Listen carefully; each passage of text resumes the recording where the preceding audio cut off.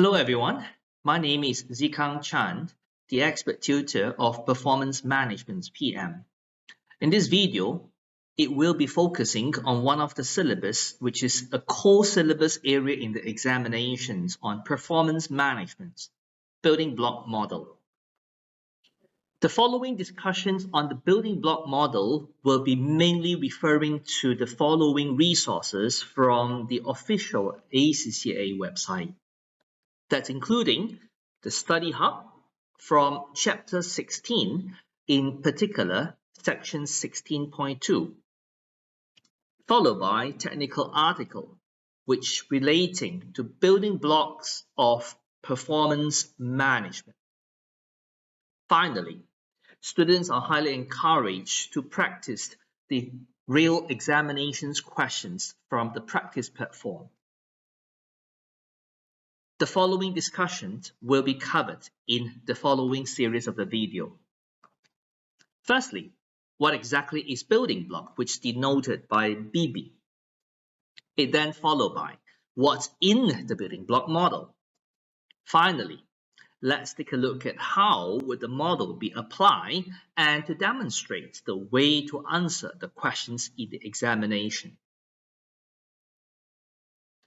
The building block model, it's said to be one of the modern, which is also considered as an integrated performance management model, which is used by many of the business organizations in understanding the achievement of the performances from multiple aspects, as comparing to a typical and traditional performance management models that were only focusing on financial achievement primarily.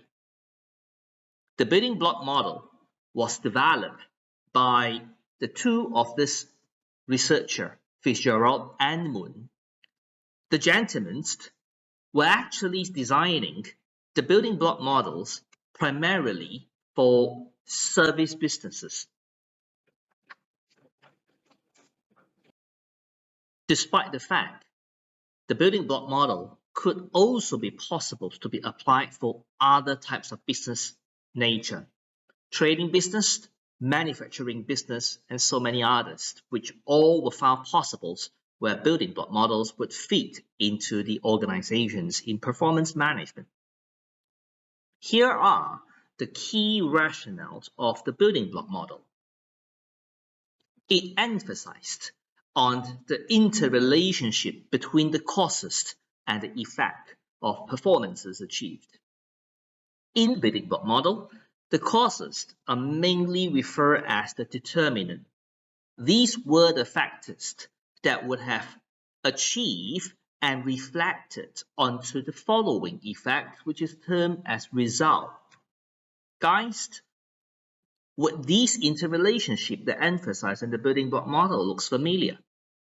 Where do you think you have seen this kind of emphasis before? And the answer is in activity-based costing or the balanced scorecard model that developed by Kaplan and Norton.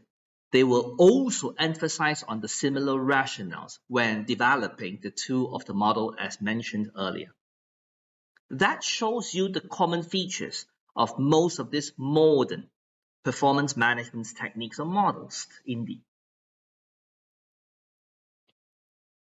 With this emphasis on the interrelationship, the model on building block, it's said to be a performance management model that helps the business organizations to achieve its strategic goal in the long run by providing a system, a framework for the business organization in measuring the achievement, in motivating the staff member via the design of the reward scheme. With these two, it provides the ground for the businesses to better understand on the way and the rooms for future improvements. And these were all contributing to a better achievement to the strategic goal of the businesses ultimately. With the understanding on what building block is all about, let's examine what is in building block, what's in it. As the names mentioned, in this model, it helps the organizations to develop a systems in measuring the performance, which finally it form part of the components for managing the performance of the businesses by developing and designing the following blocks of the variables. Guys, here are the fundamentals to understand, to prepare well in the examinations in building block. Here are the blocks. There are three main blocks. Firstly, dimensions. Secondly, standards. Finally, rewards. What exactly is dimension? It just reflects several aspects or perspectives or performances that to be measured and monitored. As mentioned earlier, the rationale of the building block model is emphasizing on the interrelationship of what drives the result, which is the determinant, that's the answer. So the building block model is trying to develop ranges of dimension, ranges of perspectives of performances that to be monitored, which classify in accordance to which are the performances that consider as dimensions on determinants, and which are the performance that consider as the dimensions that term results. Here are the answers. There are four main series and categories of determinants of performances, namely quality of service, which reflect the level of conformance to the needs of the customers on the services that provided by the firm. Secondly, the ability to cater for different needs of different customers, which reflected by the flexibility of the services provided. Followed by the creativity, the innovations of the services provider or the business organization in creating new products or services to impress and to meet different needs of the customers.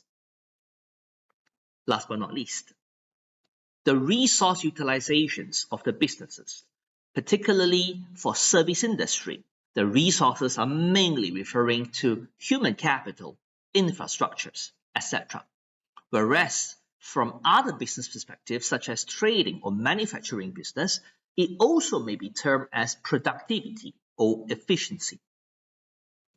The achievement of these four aspects of determinants were directly reflecting onto the achievement on two aspects that shown under the result dimension. Firstly, market competitiveness of the businesses or the service provider. Such dimension reflect the level of attractions of the services provided by the businesses as comparing to other providers in the market. In simple, how likely that the customers would prefer our services provided or our product offered in the market as comparing to other competitors. If majority of the customers would prefer to consume our services or our product as comparing to others, our businesses is considered as relatively competitive comparing to others. The four of the determinants of achievements would not only affecting the competitiveness of the businesses, but also it would directly reflect onto the financial achievements of the business. Guys, this is something that is not new to you. The assessment of the financial achievement is what we have been emphasized a lot in many parts of the syllabus and in the past of the business's practices on performance measurement. However, in the building blocks, it also connects not only from determinants to results, but also the extent of our competitiveness in the industry may also directly help to explain our financial achievement, such as the growth of the sales, the growth of the revenue, which ultimately reflected onto the profitability performances of the businesses. Do you see the importance of understanding the interrelationship among different and several aspects of dimensions. That allows the businesses to understand the root cost, things that will have to get to change and improved in order to expect to see an improvement in the financial result ultimately. When we are to develop a complete framework to measure determinants and results, the following are the guidance that students are required to bear in mind, each of which dimensions above would comprise of ranges of performance measures. In other words, what is that to measure? In each of the performance to be measured, it comprises of ranges of performance indicator or matrix. More commonly, it is called a KPI. These are the tools that tells us how to measure. Bear in mind, in the development and the designing of the KPI, it has to ensure the fulfillment of the 5 key characteristics in every KPI developed. The abbreviation, the mnemonic, is called the SMART. Namely, it represented by specific, measurable, achievable, relevant, and time-bound finally. The development of the KPI, the design of the KPI, will be covered in other parts of the syllabus, which is found in the study hub. Guys, let's take a look at the second block in the model, standards. Try imagine, once we managed to reflect the actual achievements on the 6 dimensions of these performances, how do we tell whether these actual achievements are of satisfactory? Supposing if we pick a service businesses such as airline operator, the quality of services is measured by the on-time departure of the flight. How do we tell if the on-time departures of an airlines company over the period has achieved at a record of 95%? Is 95% a good achievement? Is it a good indicator?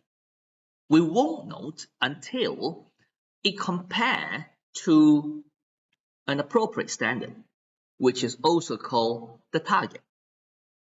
So in the development of the building block model, emphasis is also being placed on the design of the target so that it serves as the basis of comparisons to the actual results. Bear in mind, when setting the target, we have to ensure that these targets would carry the 3 of the key features below.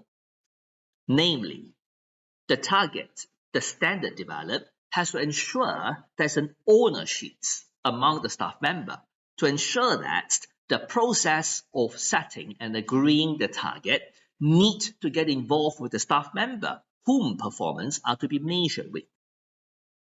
Secondly, the agreement on the target or the standard set should be possible to be achieved given the current business environment.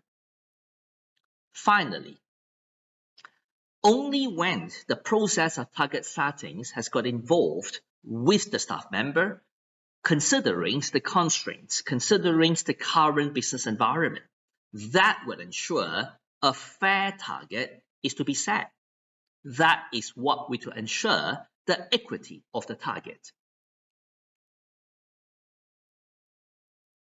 Finally, once the performance has been measured and comparison has been made with the standard or the target, what should we do? If the staff performances have shown outperform comparing to the target, as we have mentioned earlier, one of the key features in the building block model is to embed the reward element to motivate the staff member to further improve the performances moving forward. Hence, the third and the final block is therefore the designing of the rewards. In the development of the rewards, which is mainly referring to the performance-based rewards, These rewards are mainly forming part of the extrinsic performance-based rewards, such as bonuses, incentives. How do we ensure the reward scheme, the performance-based rewards, has met the objective as we have discussed earlier? Here are the key features that a reward scheme that is well designed should comprise of. Firstly, we have to ensure the bonus scheme, the incentive scheme, are of motivated among the staff member. Imagine, guys, if you are working in the business environment where the bonuses is equivalent to a one-day salary should you have achieved certain target. Try to ask yourself, is the reward scheme of motivational? You should know the answer. As comparing to another firm who come up with the bonus scheme and say to the staff member would entitle a bonuses equivalent to 6 months salary should certain KPI or target has met. Can you imagine the impact, the level of motivation among the two reward schemes that was described just now? That clearly tell the differences, and also it self-explains how important the motivation element is to embed in the reward scheme. Second, the reward scheme would need to tie up to the KPIs, to the performance indicators of the staff member that is within the control among the staff member. The staff member should have certain level of discretionary power to influence the achievement and the result of these performances in order to trigger the reward. So in other words, the reward scheme should only be based upon performances within the control of the staff member. And finally, would all these mechanisms be clearly communicated and well explained to the staff member to ensure there is a clarity on the reward scheme to serve the purpose? These are the three of the key features in the reward design. Finally, let's take a look at some application and demonstrations of the building block in the following exam questions that found in one of the previous sitting in performance management. The following questions were found from a section C of it. The following discussion in this video will be mainly focusing on part B of the requirement, which is asked to explain how the building block models created by Fitzgerald and Moon would be used in managing the performances of a service businesses as discussed earlier. Guys, a reminder on the exam tips to all. Do you notice in this requirement there is no name of the business that has been mentioned? What does it imply to you?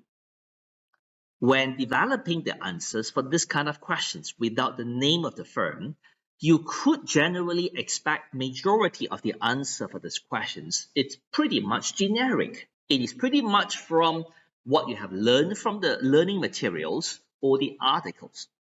In other words, to answer part B of these questions, even though it is always highly recommended for the students to glance through, understand the full detail of the story, it is possible for these questions that you will be able to come up with most of the content by applying the discussion we have made in the earlier part of this video. That is where bulk of the content that will be used in responding to the questions on part B, which therefore I will not be spending time in this video to discuss the full development of this answer, where it already has covered a while ago. What I would like to focus in this video for these questions is not really to show you how to develop the full answer for B, but I would like to make use of the information from this story to demonstrate some of the rationale and some of the applications of how to design and develop a building block model for these cases. Before you listen to the following part of the video, I would strongly recommend you to pause the video and spend some time to read through the following information in the case which shown in this part of the session.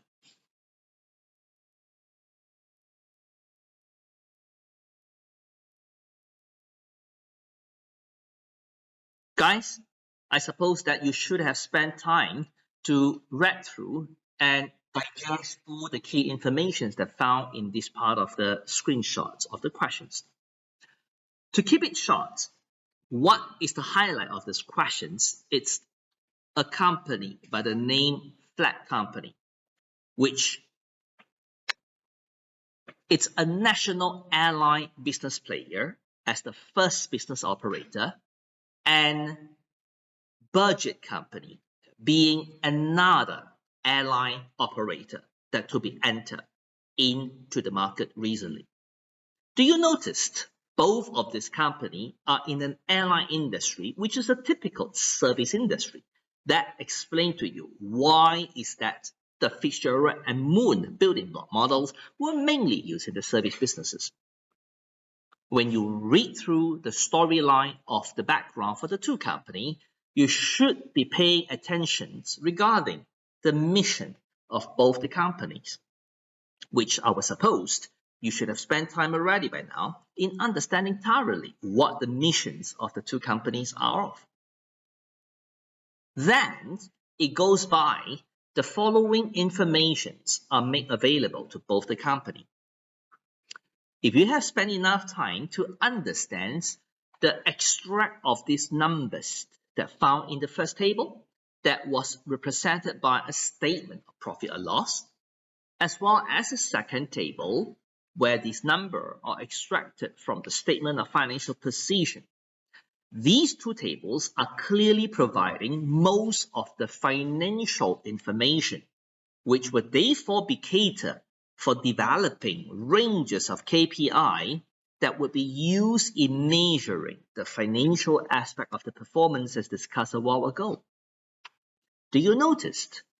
We need a lot more information to develop KPIs that is relating to all other aspects of the dimension.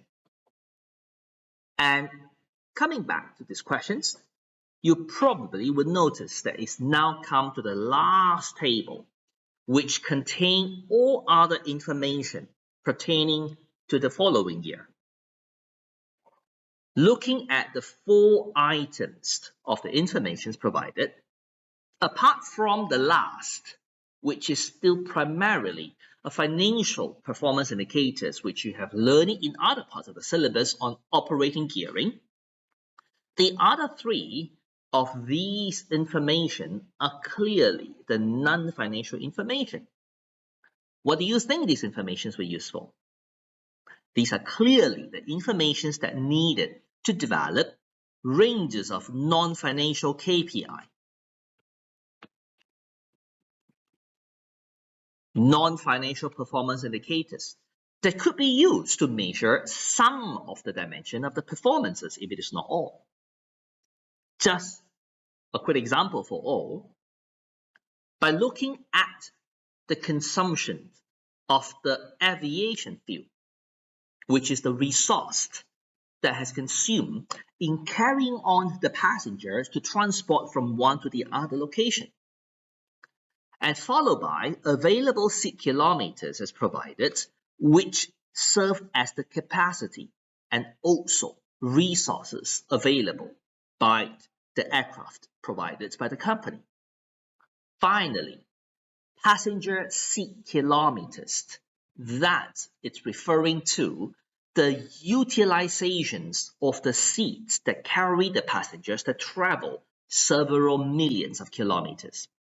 That sounds to be like the kind of utilization on the resources in the airline industry. You should spend some time to try figure out how do we develop some KPI, especially KPI pertaining to utilization of resources. The utilization of resources would therefore provide a KPI that relate to the measurement of resource utilizations in terms of the occupancy or the utilizations of the capacity of the aircraft. That is just one of the basic examples that, based on the information provided by the questions, to develop a KPI that pertaining to one of these determining dimensions in the building block. I hope these demonstrations of the video would have given you a better understanding, in addition to all the financial information provided.